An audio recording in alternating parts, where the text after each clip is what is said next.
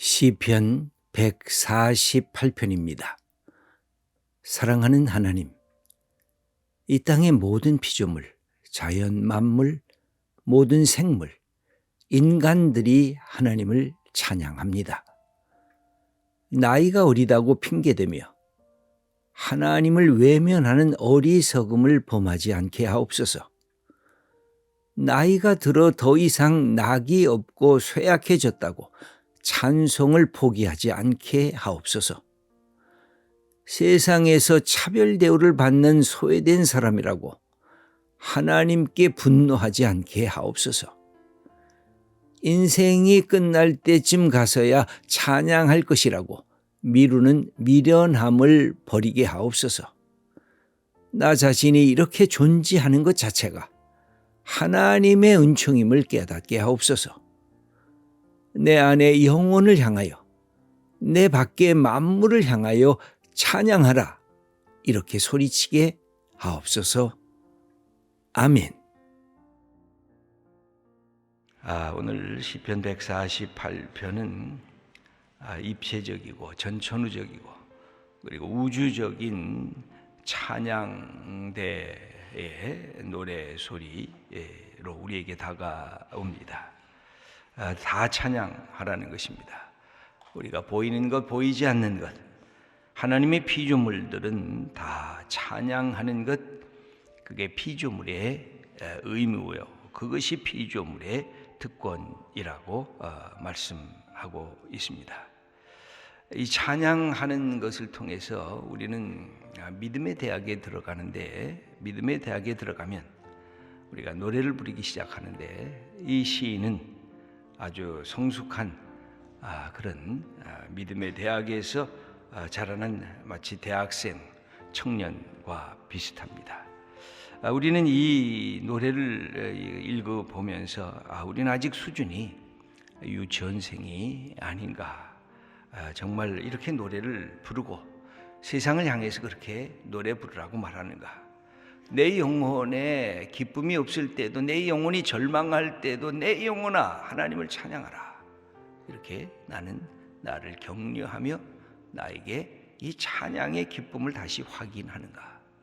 우리 공동체에 찬양이 없을 때 찬양하라, 우리가 하나님만 우리의 찬양의 대상이다, 그 노래를 이야기할 수 있는가. 우리가 밤하늘의 별들과 이렇게 아름답게 내린 이 눈, 우리가 미끄러워서 여러분들 오고 가는 길 손을 빼시고 그 다음에 잘 이렇게 한 걸음 한 걸음 그렇게 내디디시길 바랍니다. 이 아름다운 이 눈 내린 것을 보면서 우리의 마음속에 참 아름답다, 우리가 이게 노래하는 것, 떠오르는 태양을 보면서 하나님 태양을 우리에게 주셨군요. 지는 저녁 노을을 보면서 하나님께서 이 세상을 이렇게 아름답게 만드셨군요. 우리에게 주신 하늘과 땅, 하늘의 별들, 하늘의 태양, 그리고 바다의 그 모든 물고기들을 향해서 이 시인은 들에 있는 짐승, 식물, 이 모든 것들을 다 불러들이는 것입니다. 그러면서 나만 찬양하는 것이 아니라 너희들 함께 찬양하자, 그러면서 찬양의 노래를 부르고 있습니다. 그러므로 이 신앙에 있어서 가장 마지막은 내 영혼이 찬양, 이 감사의 노래를 부르고 있는가, 그것이 가장 성숙한 모습이라고 할 수가 있습니다. 그러면 이 찬양하는 모습이 어떻게 나오느냐면 여기에 그 기록이 되어져 있는데, 시편 148편의 찬양의 주체, 누가 찬양해야 되는가 보면 해와 달, 별들, 하늘 위에 있는 물들, 용들, 바다, 땅, 우박, 불, 눈, 안개, 광풍, 이렇게 쭉 나오는데 이게 무려 30가지나 되고 있습니다. 아마 이 시인이 더 할 이야기들이 많았겠지만 30가지로만 제한했던 것 같습니다. 여러분, 우리가 보고 있는 우리의 삶에서 하나님을 찬양해야 될 것들을 다 이렇게 끄집어내는 것입니다. 너도 찬양하라, 너도 찬양해라, 너 그동안 숨겨져 있느냐, 너도 찬양하라. 이렇게 노래를 부르게 되면 이 모든 우주의 만물들이 이렇게 살아 움직이는 것을 경험하게 됩니다. 아, 내가 잊어먹었구나. 저들도 하나님의 피조물이구나. 이 하나하나가 하나님이 만드신 아름다운 조화의 이 조화로운 축복이고 선물이구나 하는 것을 깨닫게 되면서 여기에서 고백을 하게 되는데, 제일 먼저 하늘에 있는 것을 향해서 하늘에 있는 것들로부터 하나님을 찬양하라, 그렇게 소리쳐 외치고 있습니다. 1절의 말씀을 읽겠습니다.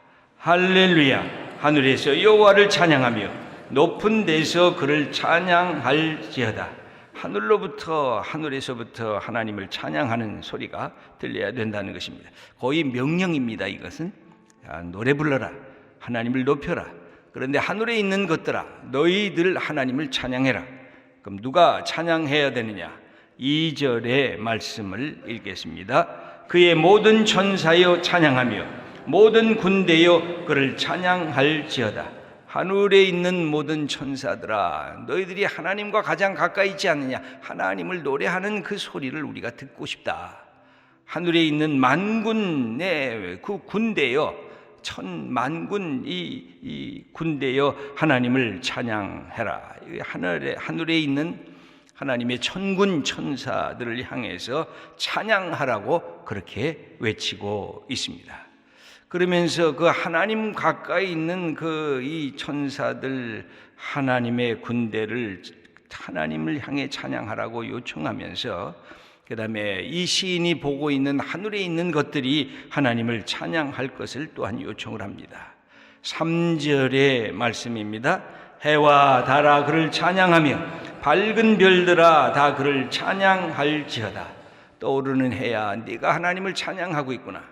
시편 19편을 보면 떠오르는 태양이 마치 신랑 같고 떠오르는 태양이 하나님의 영광을 드러내도다 하면서 시인이 노래하고 있는 모습도 마찬가지입니다.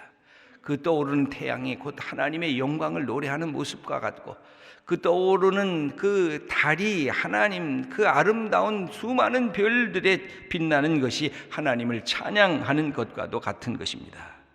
4절의 말씀도 읽겠습니다. 하늘의 하늘도 그를 찬양하며 하늘 위에 있는 물들도 그를 찬양할지어다. 이것은 우주를 향한 이 시인의 소리쳐 외치는 찬양의 노래, 하나님의 찬양의 대상에 어느 것도 숨겨질 수가 없다는 것입니다. 어느 것도 예외적인 것이, 어느 것도 나는 찬양을 하지 않아야 되겠다, 면제받을 수 있는 이 땅의 피조물이에요. 하나도 없다는 것입니다. 누구도, 어떤 것도, 이 땅에 숨겨진 것도 드러난 것도 다 하나님을 찬양하라 하는 그 소리를 하고 있습니다. 왜 그렇게 찬양을 하려야 될까요? 이 찬양하는 이유가 도대체 뭘까요? 그것은 하나님은 창조주시기 때문에 나를 만드신 하나님을 찬양해야 할 의무와 특권이 바로 피조물들에게 있다, 그렇게 선언을 합니다. 5절의 말씀을 읽겠습니다. 그것들이 여호와의 이름을 찬양하면 그가 명령하심으로 지음을 받았음이로다. 하나님이 말씀하시니까 말씀대로 되니라. 이것이 창세기 1장의 모든 문구입니다. 하나님이 말씀하시니 그대로 되니라. 첫째 날이 되고 둘째 날이 되고 셋째 날이 되고, 하나님의 말씀하시니 하나님께서 이 창조의 역사를 이루시더라 하는 이 말씀, 그리고 하나님께서 보시기에 좋더라. 그것이 이 아름다운 세계의 조화요 질서요, 무질서를 질서로 만들고 카오스를 코스모스로 만드시고 어둠 흑암을 빛으로 만드시고 이 세계에 다 흩어져 있던 것을 조화롭게 하모니를 만들어 주신 것이 하나님이시기 때문에 피조물들이 해야 될 것은 나를 지으신 하나님을 찬양하는 그것입니다. 그러면 뭐가 도대체 찬양하는 모습인가? 여기 6절의 말씀을 우리 함께 읽어보겠습니다. 그가 또 그것들을 영원히 세우시고 폐하지 못할 명령을 정하셨도다. 하나님께서 이 우주 만물을 영원히 세우시고 폐하지 못할, 여러분 태양이 떠오르는 시간이 지 마음대로 오늘은 6시에 떠오르다가 내일은 8시에 떠오르다가 그 다음 날은 새벽 3시에 떠오르다가 그러면 얼마나 이게 문제가 생기겠습니까? 하나님께서 이걸 정하셨다는 겁니다. 질서를 정하셨다는 것입니다. 만물을 딱 그대로 하나님의 뜻에 의해서 세우셨다는 것입니다. 그러므로 태양이 하나님을 찬양하는 것은 자기 때에 태양이 뜨는 것입니다. 달이 자기 때에 졌다가 떴다가 지는 것입니다. 별들이 자기의 위치에 서서 이 우주에 돌아가는 것입니다. 하나님께서 주신 만물에 봄이 되면 꽃이 피는 것, 그리고 가을이 되면 다시 꽃이 지고 낙엽이 지는 이 추나추동의 역사 속에 하나님께서 이 우주를 만들어 놓으신 자기 역할을 하는 것이 하나님의 이름을 찬송하는 것입니다. 태양도 별들도 달들도 식물들도 동물들도 모든 생물들이 자기에게 맡겨주신 하나님께서 이것을 영원히 세우시고 피하지 못할 명령으로 이 세상을 이끄시고 질서 속에 이 우주를 움직이시는 그 모습이 곧 하나님을 찬양하는 것입니다.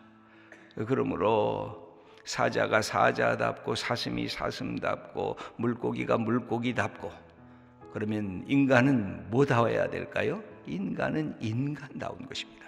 인간다운 게 뭐예요? 하나님의 형상으로 하나님이 우리를 지으셨어요.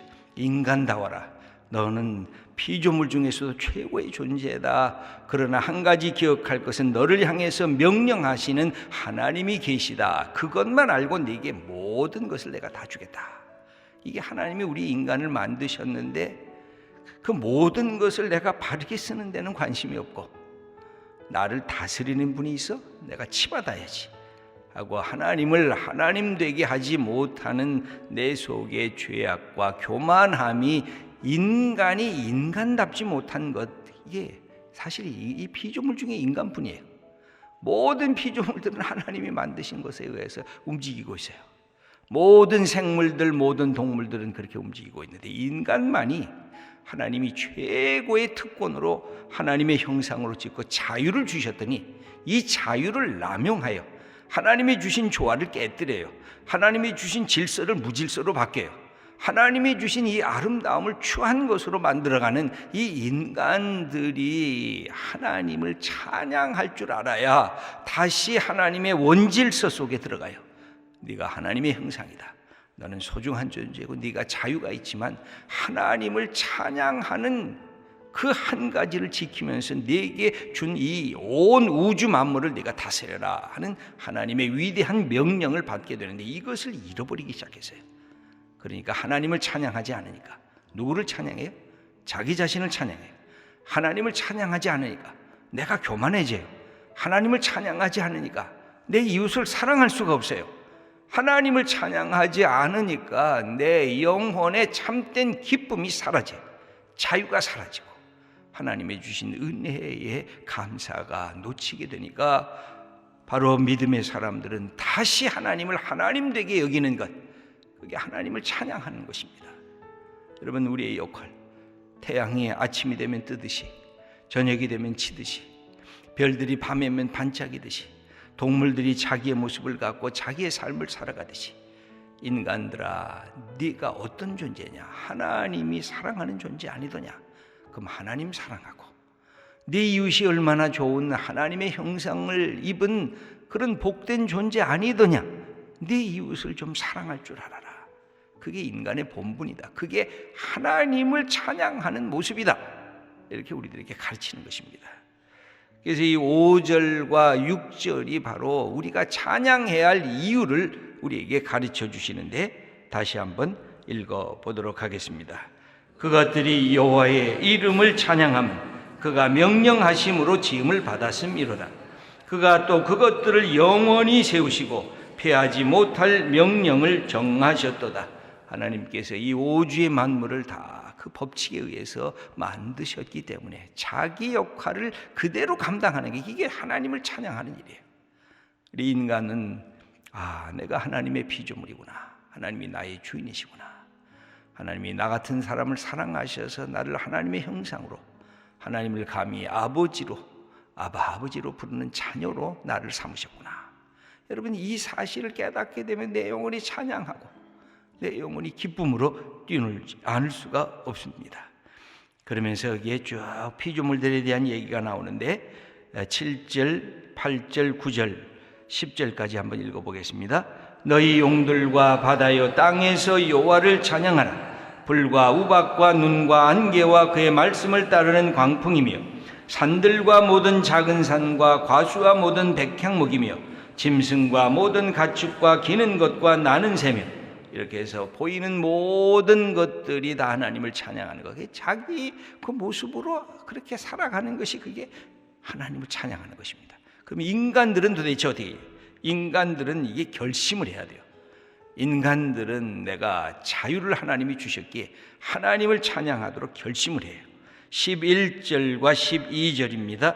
세상의 왕들과 모든 백성들과 고관들과 땅의 모든 재판관들이며 총각과 처녀와 노인과 아이들아, 힘 있는 자들부터 하나님을 찬양하고, 총각도 찬양하고 처녀도 찬양하고 노인도 찬양하고 아이도 찬양하고, 전천후적인 우리의 나이와 우리의 성별과 우리가 갖고 있는 상황에 상관없이 하나님은 찬양 받으실 분이라고 하는 것입니다. 하나님은 왜 찬양을 또한 받아야 될까요? 13절입니다. 여호와의 이름을 찬양할지어다. 그의 이름이 홀로 높으시며 그의 영광이 땅과 하늘 위에 뛰어나심이로다. 하나님은 영광의 하나님이시고 그 하나님의 이름은 뛰어나고 높으신 하나님이기에 우리는 하나님을 찬양하는 것, 하나님은 지금도 하나님께 예배드릴 자를 찾으시고 하나님께 찬양하는 자를 찾으십니다. 그러므로 우리가 하나님을 찬양하는 그 모습을 14절 읽겠습니다. 그가 그의 백성의 뿔을 높이셨으니 그는 모든 성도 곧 그를 가까이 하는 백성 이스라엘 자손의 찬양 받으실 이시로다. 할렐루야. 여러분, 하나님 찬양하면 어떻게 될까요? 하나님께 가까이 가는 것입니다. 하나님은 본래 우리에 가까이 계세요. 근데 우리가 하나님 앞에 가까이 가려고 하면 찬양을 불러야 돼요. 여기에 보면 하나님께 가까이 하는 백성, 그분에게 찬양 받으실 분, 하나님께 우리가 기도하면서 하나님께 찬양하면서 하나님께 말씀을 드리면서 하나님 앞에 가까이 가는 것입니다. 오늘도 우리의 영혼이 노래를 부르고 있는가? 이 세상의 모든 피조물들이 노래 부르고 있는데 나만, 내 영혼이 막혀 있지는 않은가?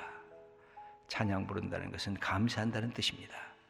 찬양 부른다는 것은 내가 하나님의 피조물이구나, 나 같은 자를 위해서 이 모든 것들을 축복으로 주셨구나, 그런 창조주 하나님을 찬양하는 그런 복된 믿음의 성도님들 다 되시기를 축원합니다.